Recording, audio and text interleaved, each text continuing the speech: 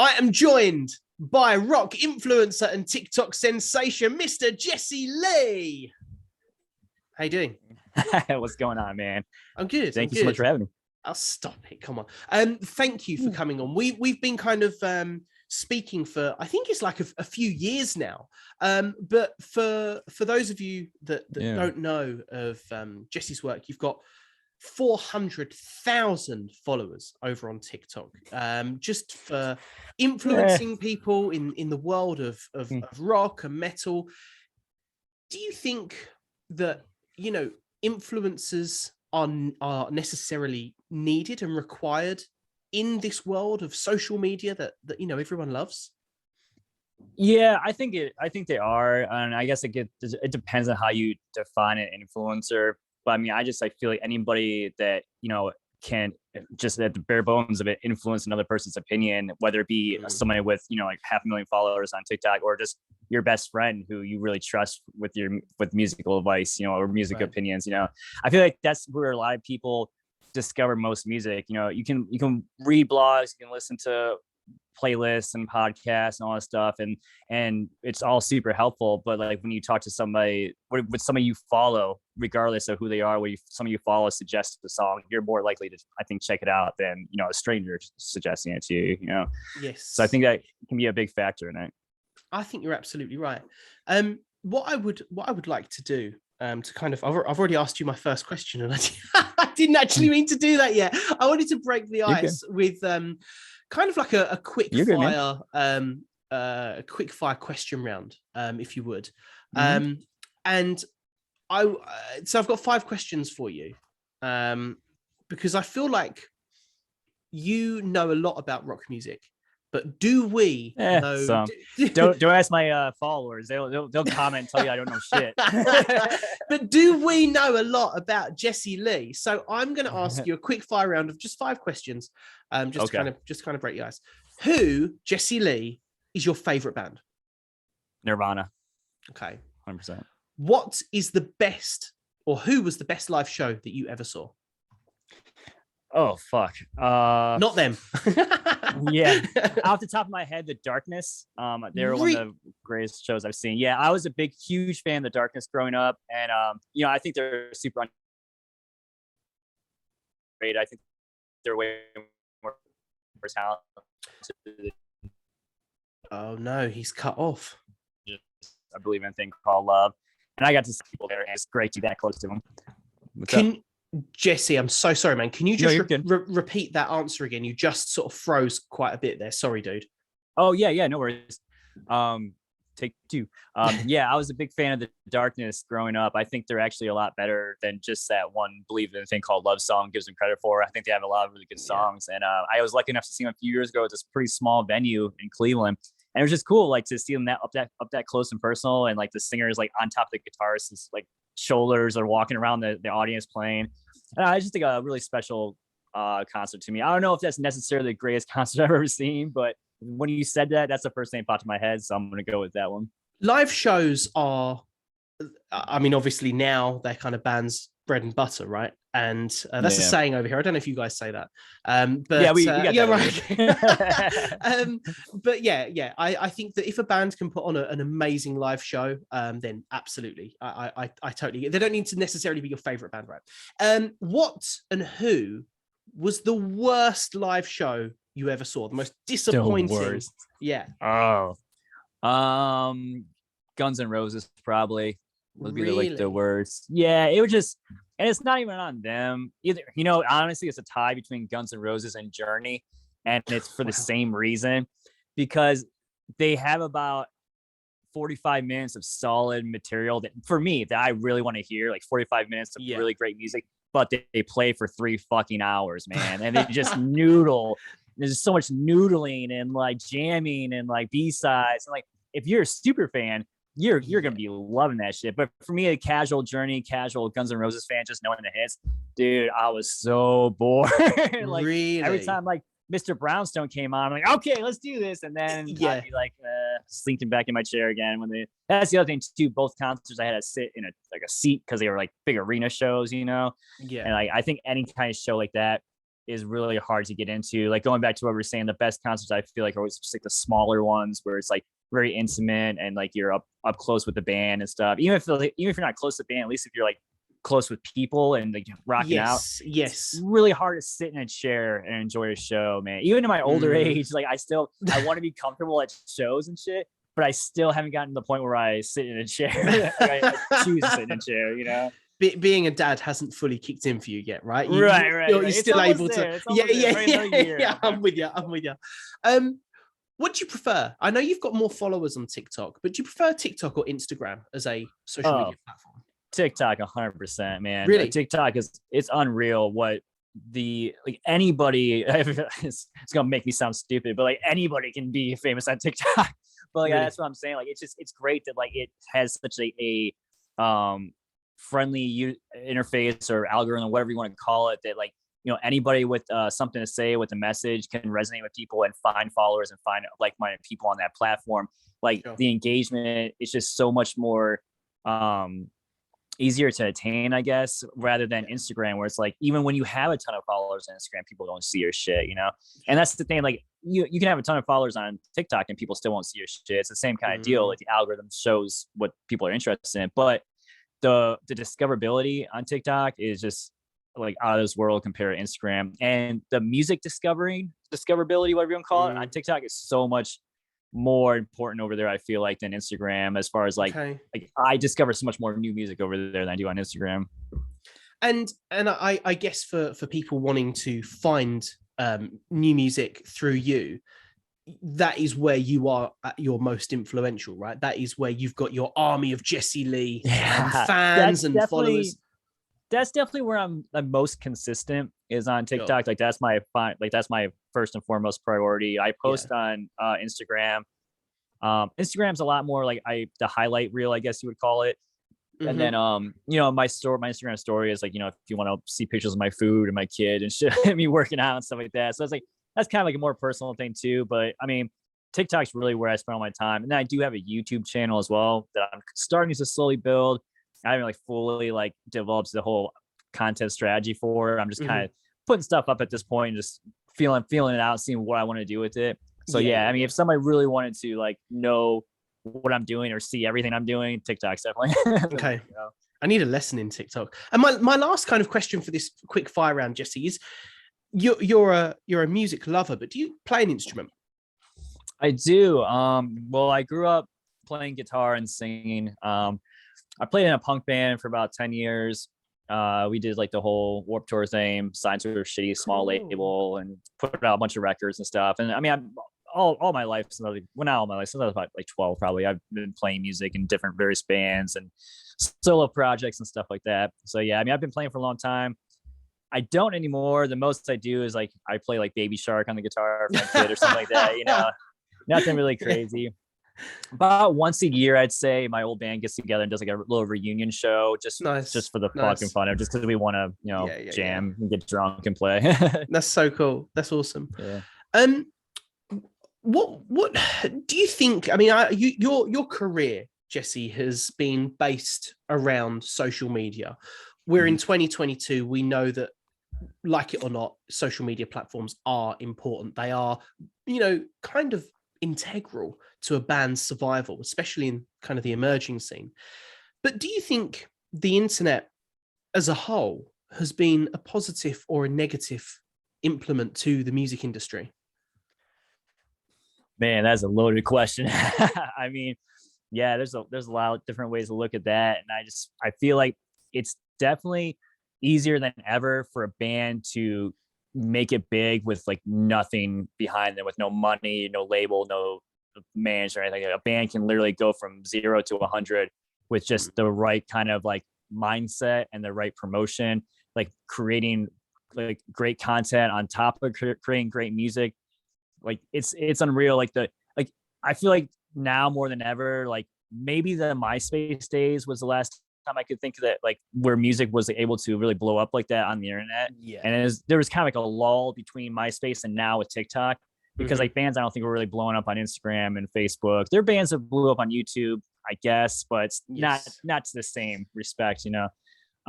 So in that regard, That's fucking great. That's awesome. But of course, that comes with complete oversaturation. There's just so many artists out there trying to do it. And there's so many layers to that too, because there's so much more bullshit that comes with it. Like a band can like say something or do something that they don't think is a big deal, but someone else is offended by it. And then all of a sudden it turns into a whole snowball effect and the band gets canceled. There's just, the internet is like, it's a shitty place, man. It's just a shitty place, regardless of what side you're on anything. Even when you think you agree with somebody or someone agrees with you, all of a sudden the situation gets turned on its head. Like it's like, it's unreal, man. So yeah, it's tough because I feel like as an artist, you have to be fully immersed in that world, to really succeed. But then as a human being, I feel like we should be drawing back as far as possible from it. So it's tough, dude. Yeah, I totally get that. Definitely two sides to the coin in that respect. Lemmy kind of famously said that he felt that the internet was the music industry slitting its own throat. And on last week's show we were chatting to Michael Romeo from Symphony X, and he gave a very kind of balanced view as well as to how the internet has impacted. And it's interesting. I kind of almost see a generational shift. Perhaps the more mature of musician might see it as kind of a negative. Spotify and Apple and streaming sites, bands are earning borderline next to nothing. They're then trying to make up the money through live shows. Live shows are difficult to get because of COVID, and it's a horrible circle of events. But I quite agree with you that it's imperative to band survival, right? 100%. I can't remember who said, somebody posted something not too long ago that was like about bands that are complaining now that they have to be bands and artists, and also they have to be content creators. And they're like, I don't want to create content and work on social media. Like, I just want to create music. And someone's like, no, hang on. In the 80s, if you want to get your music discovered, you had to stand outside of some building in downtown New York and just wait for somebody in a suit to walk by and hand them a demo. Or you got to go out, you got to go to the mall and put up shit. He's like, so if the worst you have to do is make a 15-second video on TikTok, I feel like the workload is a lot easier nowadays. But again, like I said, it is mentally taxing. It might not be as hard as, let's say, walking around a mall or something like that, but it's still mentally taxing creating content. So I get it. Yeah, for sure. Your as we mentioned, your career is completely based around influencing those in the rock scene on on social media. What kind of turned you on to getting into vlogging and influencing? What was it that made you go, actually, I might not be, for example, in a band, but I love music and I think people would love my recommendations or albums to listen to, things like that? So like I was, honestly, it really started for me. I guess this kind of started pre-pandemic. I was like posting like stuff on Instagram. I was using that, doing like videos or mostly photos of like recipes and pairing them with playlists and stuff. Like I just like, or like workouts and pairing them with playlists. Like I like sharing music with people. And it really wasn't until, the pandemic and I got on TikTok and I realized like, oh wow, like this app is about to be huge. I could see like, because I saw a band or artists blowing up from it, like Lil Nas X and stuff. And I was like, it's only a matter of time before this trickles into the rock world. Like, because you got to remember, like 2019, early 2020, like TikTok was like a dirty word. Like it was like something for kids, like nobody goes on TikTok. Like, but I knew I could see the bubble coming, or at least I thought it was going to be the next big thing. And I was like, I felt like there was only a matter of time before this, because it's kind of like, unfortunately, rock and the metal alternative world is always a little bit behind hip hop and pop when it comes to like trends and stuff like that. There was they always have to drag the rock artists over the line, like, come on, like, we're gonna do this now, we're gonna be on this app for a little while. So I kind of felt like that was gonna happen, so I wanted to jump on it early. And it was really weird in the beginning because, like I said, there was no archetype really when I started doing that. There wasn't anyone I could follow and be like, oh, I'm going to do what this guy's doing, because no one was really talking about emo and pop punk on TikTok. There were a few creators doing it, but it was mostly like nostalgic content, like doing like funny dance meme stuff to like old Take Back Sunday songs or something like that. So, and I wanted to promote new talent. And so that's when I kind of just started fucking around, making weird videos, I was trying to do everything but dance, because that's pretty much everything that was on there. I'm not dancing. That's why I'm drawing the line. I can't do that. And you mentioned kind of the emerging scene there. What, Jesse, does an artist or a band in the world of heavy music, what do they need to do to get your attention? What is it that would turn you on to a really exciting new band? Do the followers matter for you? Is it all about the sound? Oh god, no, I don't give a shit about followers, streams, and like if you tell me like, oh, my song has like 5 million streams on Spotify, I'm like, that's cool, but I mean, that does sound impressive. Don't get me wrong, but like, first of all, there's way too many ways to fake streams on Spotify and views on YouTube and shit like that. So that really doesn't mean a lot to me. No. Honestly, what sticks out to me is creating viral content. The first thing. If I see your shit organically on my news feeds or something like that, or somebody shares it with me, like that's automatically going to make me take notice to that. Obviously, that's a tough one to do, like creating viral content. You can't just be like, I'm going to make a viral video today, So obviously that's a little tough. But having a good hook, a good story, the most like bare bones way to get my attention, if you have nothing going on for you're like, there's no hook or there's no like big viral thing going on, the best way is to just compare yourself to a band I like. Like if you say, hey, you like Hawthorne Heights, we sound like Hawthorne Heights, I'm more likely going to check that out. And that's why I do it a lot of my recommendations on on TikTok and stuff. That's why I do it that way, because that's what would get me my attention. If someone was like, hey, we sound like Foo Fighters, I'm like, well, I fucking love Foo Fighters, let me check it out. Yeah. That being said, I get about 1,000 submissions a month, so if 900 bands tell me they sound like the Foo Fighters, I'm probably not going to listen to 100 bands. Unfortunately, I don't have time to listen to this. So there still has to be a little bit more of that extra niche, I guess. Your videos just slowed down a second, but that's fine. We got, but that's cool. We got it. We got the sound. That's the most important thing.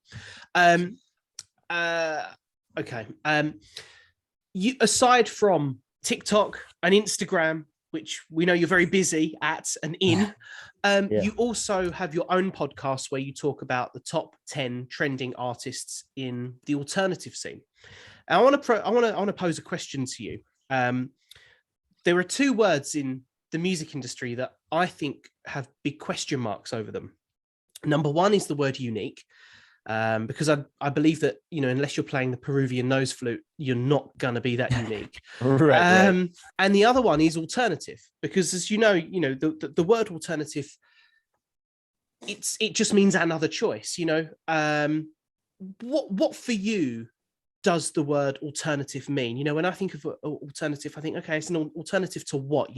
I know that this is a word that is used heavily around the scene that you and I are both involved with, but I'm wondering, what does alternative mean for you? What does that mean? Yeah, so alternative for me is just an umbrella term, really. Like it's just something that's like not pop and hip hop and country, and not like the top 40, like basically the mainstream stuff, and a lot of the stuff that falls under the alternative umbrella does kind of get into the mainstream too. Like MGK to me falls under the alternative umbrella, but he's a Billboard charting artist, so he would be technically considered mainstream, which is funny because now Bring Me the Horizon has their first ever Billboard charting song because of MGK, which is like, a fucking 10, 15 years ago, a deathcore band being on Billboard, like that's unreal. Like, so yeah, I mean, for me, I just use alternative as an umbrella term, and it's just really just for classification, just for like condensing it down sake, because like when I'm posting about something on TikTok or whatever it is, I don't want to just say here's the top 5 songs of the week, or here's top 5 songs about this. It's like, because that's just too open-ended, because at that point I could be including the Beatles, or I could be including fucking I don't know, Mary J. Blige. It's too, but if I say top 5 alternative songs, then it kind of gives people like, okay, like, because if you're scrolling, I just think what's going to catch my attention, like if you like are talking about alternative music, to me, I'm gonna at least be somewhat interested in that spectrum somewhere in there. Okay. I feel like.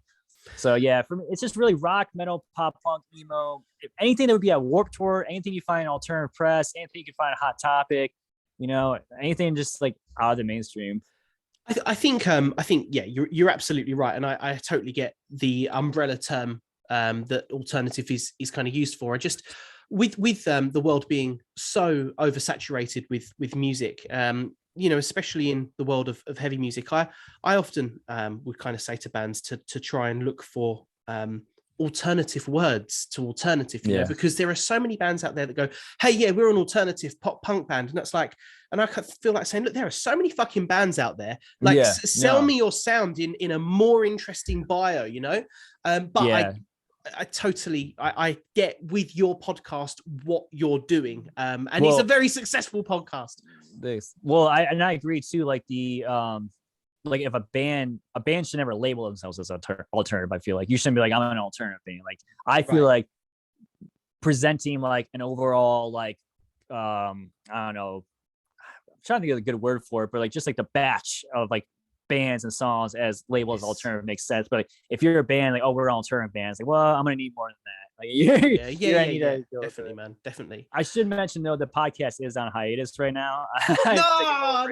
Yeah, I know. I hate to bring it down. You're hyping up so much. Like, oh no.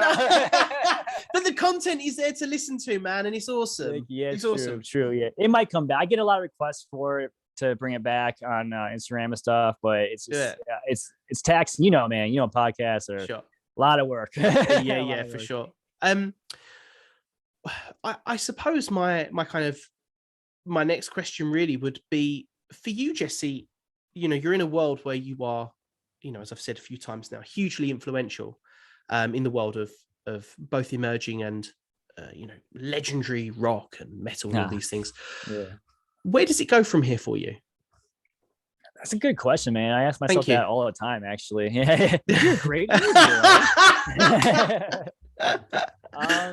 Yeah, man, it's tough because like there is no like, again, I hate to use this word again, but there's no really archetype for this. Like there's no like, I don't know, there's no like end goal. I feel like as far as like, like you can look at a movie star or an actor or like, an athlete or something like that. Like I want to aspire to be that. Like there's no like real like pop punk emo TikToker and then what did he do next? Thing for me to follow, So I'm just kind of trying to like just follow like what makes sense and what comes next. Like, I mean, honestly, dude, I would love to be like a celebrity judge on like some kind of like singing competition or something like that. I think that'd be fun as hell. That'd be cool. That'd be really good. Yeah.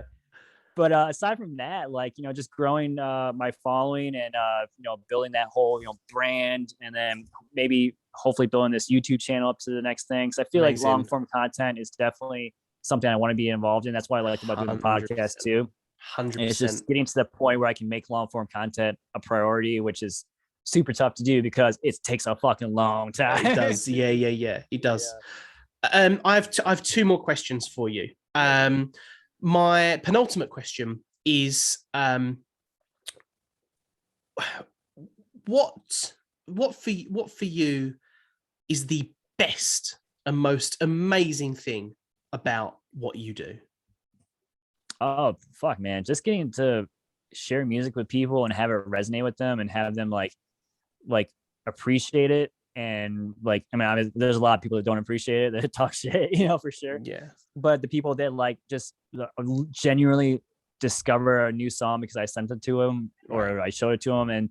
And even more than that, though, the bands that actually kind of like are pretty much unknown, and then I don't want to take full credit for them, but like the ones that I post about and then jump 10,000 monthly listeners on Spotify and get a bunch of comments like, oh, we found you from Jesea Lee's page, I love your stuff. That kind of stuff, I love it because like that's what I've always wanted to do, was like, I always wanted to be a rock star and blow my shit up, when I was younger. So now to be able to like, to be able to do it, I'm not making people rock stars or anything, but I have helped bands get record deals. I helped bands get like really prominent like placements on tours and stuff like that. Amazing. And like it's not even like me taking credit, but I know that I was because I've been told that I was a big factor in those. Yeah. So it makes me feel good to help out artists because I was a fucking struggling artist. I know what it was like, man. I know how hard it is. Definitely. My very last question for you, before I let you go, is on all of your videos, I've kind of noticed one thing that stands out in particular, and that is the little handsomeness. No, that and that is the grey mark on your wall above your head. What is that? That is the state of Ohio. It's where I live. It's a chalkboard. Okay. It was yeah, I moved into this house and like, dude, I suck at hanging things up on my walls. I hate doing it, first of all, and I just want to bother with it. And this one was literally just like one screw, and that's all it took, was one screw to put it up. So it was an easy, like, all right, here's cool. Something on my wall. That's amazing. You know? Yeah, and it's like I put it there and thinking I would probably move it or something at some point, but like, the amount of comments I get from people is like, like some, because I don't know if you know this over there or not, but here, like, a lot of people shit talk Ohio like crazy for some reason. Oh, really? Like, okay. It's a butt of a lot of jokes. So like, and there's a lot of like sports rivalries with like Ohio, stuff like that. So like, I get a lot of like out of state fans like tell me like, hey, what's that shit on your wall? Yeah. Like, oh, like, really? yeah, it's I mean, it's all in good fun, obviously, but yeah, it produces a lot of engagement. I never meant it to either. It's just something. You cannot leave it now. Yeah, I know, right? Jesse, thank you so much for coming on, man. I really appreciate your time. Thank you. And yeah, man, thanks for having me. And yeah, and if people want to find you, your address is number 12. No, I'm joking. You can find him obviously online. Yeah, at Jesea Lee on all the socials. And then if you're a band that wants to send me music, I do have a submission form linked in my bio. A lot of bands like try to DM me their stuff, but honestly, it's disgusting how like overfilled that my DMs are. So if you really want me to hear your stuff, hit that link to send it, because that's the best way to find me. Amazing. Jesea Lee, thank you.